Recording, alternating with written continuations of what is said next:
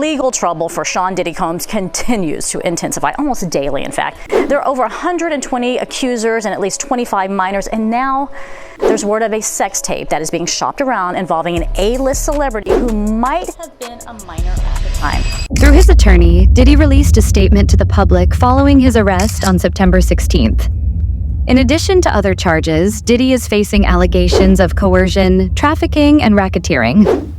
From his prison cell, Diddy has vehemently denied all accusations, calling them false and defamatory. His attorneys emphasize that while he cannot respond to every charge amidst what they describe as a negligent media circus, he is committed to refuting these claims in court.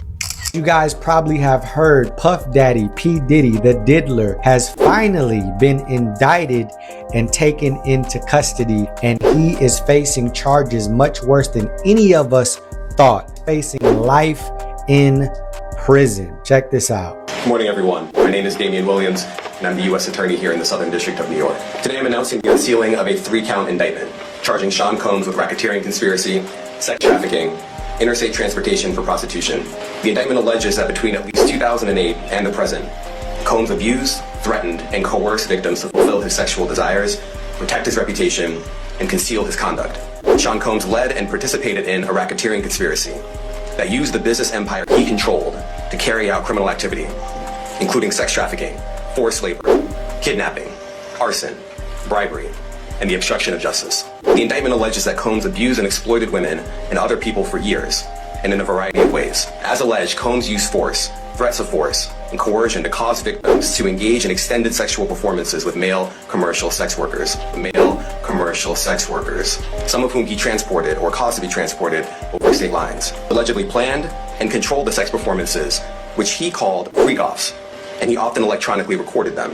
The freak-offs sometimes lasted days at a time, involved multiple commercial sex workers, and often involved a variety of narcotics, such as ketamine, ecstasy, and GHB, which Combs distributed to the victims to keep them obedient and compliant. As alleged, when Combs didn't get his way, he was violent, and he subjected victims to physical, emotional, and verbal abuse so that they would participate in the freak-offs, and that Combs hit, kicked, threw objects at, and dragged victims, at times by their hair. On multiple cameras, shows Combs assaulting his then-girlfriend, Cassie Ventura, in a hallway at a Los Angeles hotel in March 2016. According to the lawyer representing over 120 of Diddy's accusers, more shocking material is expected to surface. Future legal efforts, according to Busby, will identify others who allegedly aided Diddy, participated in his crimes, or covered them up. It is anticipated that prominent figures from the entertainment industry and beyond may be implicated in this revelation.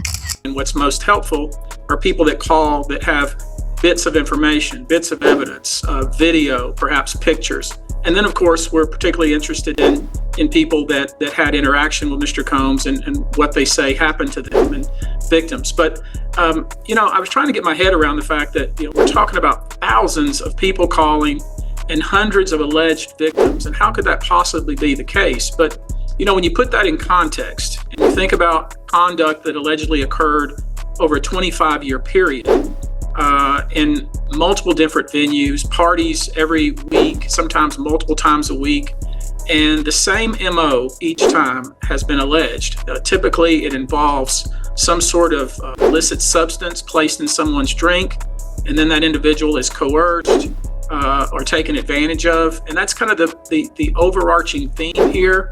And so a lot of these calls, on first glance, you say, my goodness, that's just impossible that many people would call with information who have been victimized. But when you look at it in the context of a long period of time in a particular modus operandi, it makes a lot of sense. I mean, its numbers are staggering. You've also said that there are other big names that will come out in relation to these charges. He says the day will come, you said this, when you start naming names. When will that day be, and how big are these names that we're talking about? People are very interested in that, of course. That comment has been repeated back to me, as you might imagine, many times. Busby hinted that many individuals will soon be the subject of legal investigations, stating that no one can keep skeletons hidden in the closet forever. As more information comes to light, the case against Diddy becomes increasingly complex. In the nearly 25 years of allegations against him, claims have emerged from both male and female victims, some as young as 9 years old. Numerous accounts describe incidents involving drugging, coercion, and exploitation. Legal experts state that, given the severity of the accusations, Diddy could face life in prison if found guilty. He is facing federal charges that carry severe penalties for both trafficking and racketeering. Given the volume of evidence and the number of victims involved, it is unlikely that Diddy would avoid a significant prison sentence if convicted. Reading the indictment on him, he's fucked. He is absolutely fucked. He is going from that beautiful mansion he owns straight to a miserable, grotty little jail cell. And you know what? He's such a fucking prick. He really deserves it. So far, he's been charged with racketeering, which is basically criminal activities designed to gain profit disguised as legitimate business deals. Sex trafficking by fraud, force, or coercion. This is the practice of illegally transporting people for sexual exploitation, and then also transporting people to engage in prostitution. And honestly, reading all of this, it's just like a slam dunk, man. This is going to be the easiest case of their lives. Now, they've thrown him straight in jail. He's asked for bail. They said, get fucked. He then offered them 50 million in cash, and they still said no, which is unheard of, by the way. I mean, that's the level of desperation we're at right now. We were saying, look, I'll wear an ankle monitor. I'll have personal security so that you'll make sure that I'm not a flight risk and all of that. They don't believe you. He's even offered to not speak to any women because it's just like he's clearly such a fucking danger to them. But the government aren't buying it. And the fact that they are keeping him detained like this says a lot, in my opinion. Despite the grim outlook, Diddy remains determined to defend himself, according to sources from his legal team. Due to his status as a well-known celebrity, Diddy's life story has been compared to those of other prominent figures who have fallen from grace, such as R. Kelly and Harvey Weinstein. Commentators, particularly on the popular PBD podcast, have discussed the potential impact of Diddy's downfall on the music industry. As accusations continue to mount and media scrutiny intensifies, Diddy is on the verge of becoming one of the most infamous prisoners in recent American history. On sexual abuse and racketeering charges of Sean Combs, known alternately as Puffy or Diddy, sent shockwaves through the hip-hop world and is sparking vigorous debates online about who knew what, when, and for how long, and who else might have been involved. Combs insists he's innocent, but a judge rejected his lawyer's bail proposal because he had concerns that Combs might try to tamper with witnesses. Combs' downfall was years in the making and involved the abuse of Cassie Ventura, his former girlfriend, and others. According to friend of the show Teray, who has new reporting on what led to the downfall of Diddy, Combs' descent into darkness was due in part to, quote, drug abuse. It's central to why he's now facing a mountain of serious charges. When Diddy and Cassie were together, he dragged Cassie down into addiction. After she left him, someone said, she went to rehab to get control of her life, which led to a process of healing, not just from the drugs, but from the abuse. From there, she found the courage to speak up. Joining me now is Teray, who, as I mentioned, has been reporting about Diddy on his Substack, Culture Fries, and on his Teray Show podcast. Teray, my friend, talk about more that you learned about what led to Diddy's downfall. Well, you know, Cassie was recording an album for about 10 years. She made a ton of songs, she made collabs, she had producers. She thought she was actually working on an album. The PBD podcast recently delved into Diddy's legal troubles and the possible ramifications for the music industry. The charges of coercion, trafficking, and racketeering have been viewed as a significant blow to his career and to the hip-hop and entertainment sectors as a whole. The program likened Diddy's situation to that of other high-profile individuals, such as Harvey Weinstein and R. Kelly, both of whom are accused of serious misconduct and face lengthy prison terms. Reports suggest that federal prosecutors have built a strong case against Diddy, similar to these other well-known cases. But it's actually fraudulent, bribery, extortion, fraud, money laundering, drug trafficking, embezzlement. What's the RICO? What's the racketeering in your opinion of what could potentially be going on with Diddy, just based on everyone you've interviewed? Well, there's so many categories to it, right? I mean, you get to pick and choose. They get to pick and choose. Sure. The way they wrote this law allows them to go after people for different reasons. Okay, you pick and choose which one this is. He's in most of them. Yeah, he's in most of them. If you think about it, right, with the stories that's coming up. By the way, think about so Stephen A. Smith yesterday is doing a show with another guy that they have on, and the other guy says this isn't just about Diddy. Diddy's life is on the line right now, and people, I mean, it's just at any point anything could happen to him. Forget about the fact that, you know, he's got a lot of risk on the line. Think about him, the comparison with him and Epstein, right? Here's a story. Meet Sean Diddy Combs' manipulator-in-chief, who was once compared to Ghislaine Maxwell. Did you see this story? Black Epstein. Let me read this to you. Find that picture. Christina Karam, chief of staff at Combs Enterprises and described as Diddy as his right hand, is alleged to be the manipulator-in-chief in federal investigation. As close source claims she knows everything about Combs' alleged sex trafficking activities, although she's not been arrested or... Diddy's arrest and the subsequent accusations have already begun to tarnish his legacy. Once hailed as a music industry prodigy and credited with shaping hip-hop culture, Diddy may soon become one of the genre's most infamous figures. His case is prompting questions about accountability in the industry and could lead to broader discussions about the exploitation of artists and the abuse of power within the entertainment world. You know Diddy, right? Yes. In what way? Back in the 90s, I was assigned to the NYPD. I was the hip-hop cop back then, so I had to assist in arresting him in several instances where there were some crimes committed. What were those arrests for? One was the Club New York shooting, he was with J-Lo at the time, and the other one was the Steve Stout assault that happened with MTV. Right. Okay. So I have some exclusive information which you just heard.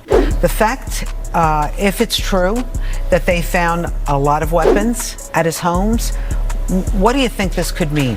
Well, what happens here is that the federal government started a case with him. Apparently the search warrant that had his houses in Miami and LA was pre-planned already. They knew they were going to do that. So they have a much bigger case.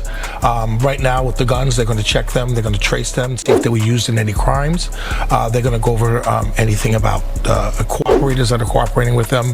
They're going to be talking to a lot of people about certain criminal acts that he might have committed, and then go from there. And what about the videos? Well, they're going to sift through those videos. They're going to look at them and then see if there's any criminality on those videos, and then they'll go from there.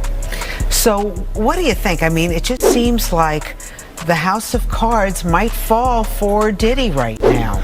It's not looking that great. Right now, I know that he has high-powered attorneys, and with all these allegations that are coming out against him and against other people, a lot of people are starting to be very nervous about what's going on. When you arrested Diddy back in the day, what kind of interaction did you have with him? More professional. I mean, he knew who I was. I knew who he was.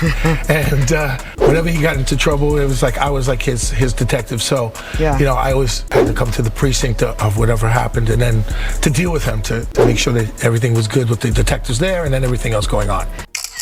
Concerns are also mounting about Diddy's mental state.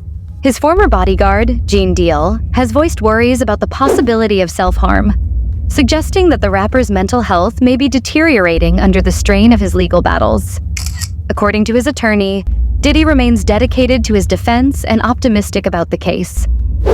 While he was initially placed on suicide watch due to the seriousness of his situation, that status has since been lifted. Gene Deal, we got a lot to get into, man. I guess we could start with Diddy being put on suicide watch. How you feel about that? Man, suicide watch, you know, it's the #1 cause of death statistically in the prisons. In order for him to get on suicide watch, he just can't say, I'm gonna commit suicide. You know, that helps. But he has to go through he has to have a psych evaluation. He has to, the correction officer, they had to monitor him and see what he has, you know, we've been doing. Has he been crying all night?